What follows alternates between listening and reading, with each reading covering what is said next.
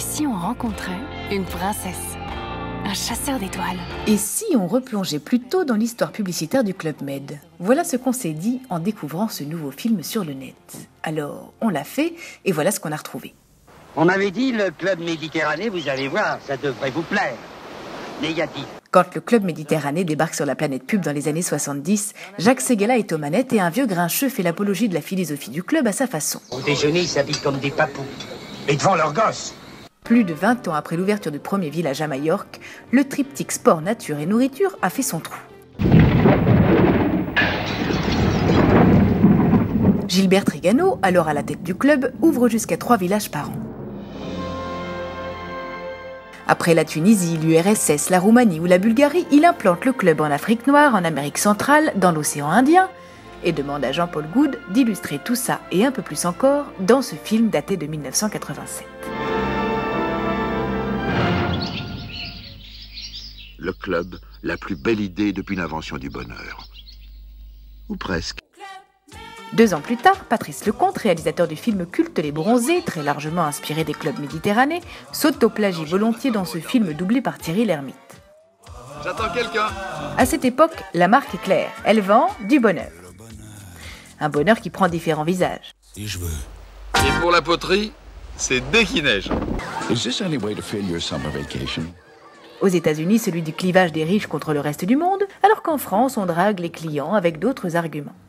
Une plongée par paliers successifs. Oh, un coquillage! Début 90, peu après la mort de Gérard Blitz, le père fondateur des clubs, l'agence recrute Jacques Tati à titre posthume pour exprimer par une série de scénettes le fou vivre, la nouvelle signature du club.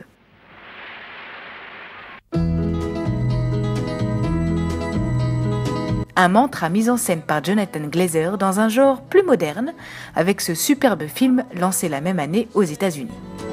Only the shadows of their eyes.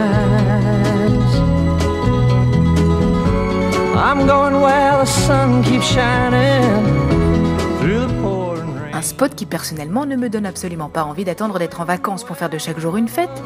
Suits my clothes. Mais ça, c'est encore un autre débat.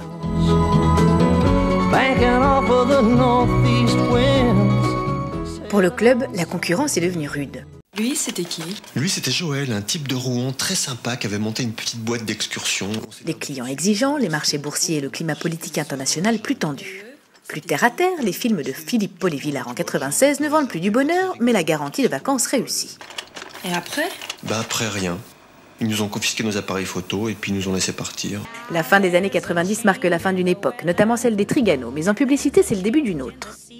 Celle qui lire à l'agence Publicis et l'annonceur pendant 15 ans. En 98, Bruno Aveillant remet le bonheur à l'ordre du jour avec eux et avec ce film. Être heureux. Club Med. Pendant les années qui suivront, licenciements, fermetures de villages et pertes historiques s'effacent le temps des pages de publicité du groupe.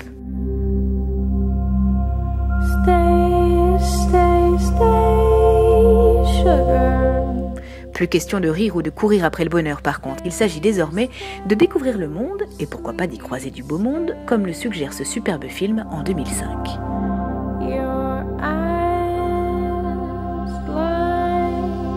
Vous l'aurez compris, le Club Med, ce n'est plus ce que c'était.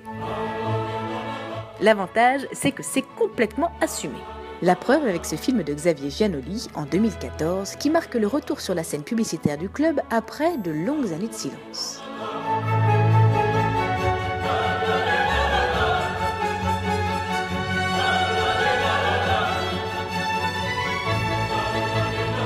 Les fantômes du passé sont conviés à la noce. Darla Dirla Dada réorchestrée version opéra, le Club Med a choisi, ce sera la bourgeoisie.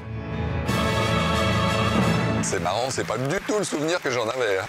Oh, et ton mari, ça va, il décompresse? La marque qui butine désormais les agences comme d'autres des femmes s'essaie au lâcher-prise en 2015 avec un succès assez mitigé. Oh, ça va venir. Au bras d'une nouvelle agence depuis quelques mois, elle promet cette année de nous étonner. Et si je me levais? Et si je me recouchais? Et si je prenais des cours de tennis? Non, de wakeboard? De yoga? Oh non, des cours de rien. Si seulement c'était vrai.